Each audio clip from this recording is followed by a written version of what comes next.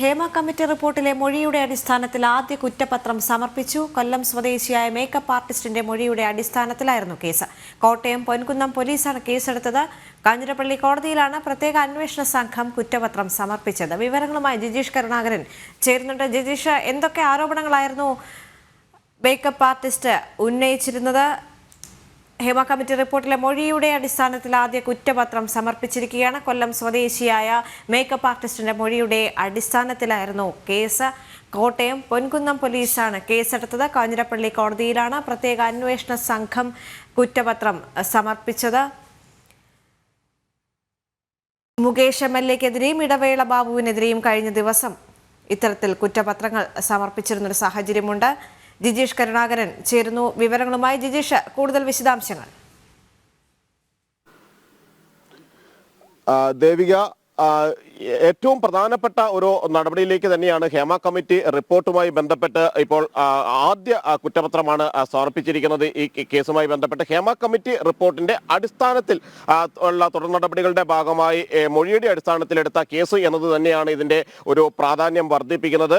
കൊല്ലം സ്വദേശിയായ മേക്കപ്പ് ആർട്ടിസ്റ്റിന്റെ മൊഴിയുടെ അടിസ്ഥാനത്തിലാണ് ഇപ്പോൾ കേസ് രജിസ്റ്റർ ചെയ്തിരിക്കുന്നത്. മേക്കപ്പ് മാനേജർ സജീവിന് എതിരെയാണ് കേസ് രജിസ്റ്റർ ചെയ്തിരിക്കുന്നത്. കോട്ടയം പൊൻകുന്നം പോലീസാണ് ഈ ഒരു കേസ് എടുത്തത്. ഇതിന്റെ ഭാഗമായി നടപടികളുടെ ഭാഗമായി മൊഴി രേഖപ്പെടുത്തുന്നത് അടക്കമുള്ള കാര്യങ്ങളെല്ലാം പൂർത്തിയായിരുന്നു. വിശദമായ അന്വേഷണത്തിന് ശേഷം, കാരണം പ്രത്യേക അന്വേഷണ സംഘം അന്വേഷിച്ചുകൊണ്ടിരിക്കുന്ന വിവിധ കേസുകളിലായി 7 കുറ്റപത്രങ്ങളാണ് നിലവിൽ സമർപ്പിച്ചിരിക്കുന്നത്. 40ഓളം പരാതികൾ ഹേമ കമ്മിറ്റി റിപ്പോർട്ടിന്റെ ഭാഗമായും അതിനുശേഷവുമെല്ലാം തന്നെ സിനിമാ മേഖലയിൽ സ്ത്രീകൾക്ക് എതിരെ നടന്ന നിരവധി ലൈംഗിക പരാതികൾ, ലൈംഗിക ചൂഷണങ്ങളെല്ലാം തന്നെ പുറത്തു വന്നിരുന്നു. അത്തരത്തിൽ നിരവധി പരാതികൾ വന്നതിന്റെ അടിസ്ഥാനത്തിലായിരുന്നു പ്രത്യേക അന്വേഷണ സംഘത്തിന്റെ ജി പൂങ്കൊല്ലിയുടെ നേതൃത്വത്തിൽ അന്വേഷണം നടത്തിയത്.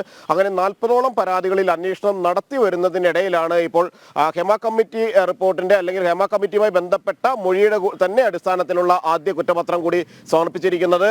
ഇന്നലെ മുകേഷിനെതിരെ കുറ്റപത്രം സമർപ്പിച്ചിരിക്കുന്നു. അത് ആലുവ സ്വദേശിനിയായ നടിയുടെ പരാതിയുടെ അടിസ്ഥാനത്തിലായിരുന്നു അത്തരത്തിൽ കുറ്റപത്രം സമർപ്പിച്ചത്. ഒപ്പം തന്നെ ഇടവേള ബാബുവിനെതിരെയും കുറ്റപത്രം സമർപ്പിച്ചു. 2 കേസുകളും ആലുവ സ്വദേശിനിയായ നടിയുടെ പരാതിയിലെടുത്ത കേസുകളിലായിരുന്നു. ഒന്നിൽ ഇടവേള ബാബു അമ്മയുടെ ഭാരവാഹിയായിരിക്കെ അമ്മയിൽ അംഗത്വം നൽകാമെന്ന് വാഗ്ദാനം ചെയ്തുകൊണ്ട് ലൈംഗിക ചൂഷണം നടത്തി, ലൈംഗികമായി പീഡിപ്പിച്ചു, ഹോട്ടലിലേക്ക് വരാൻ ആവശ്യപ്പെട്ടു എന്നതടക്കമുള്ള കാര്യങ്ങളായിരുന്നു അതുമായി ബന്ധപ്പെട്ട് പരാതിയിൽ ചൂണ്ടിക്കാണിച്ചത്.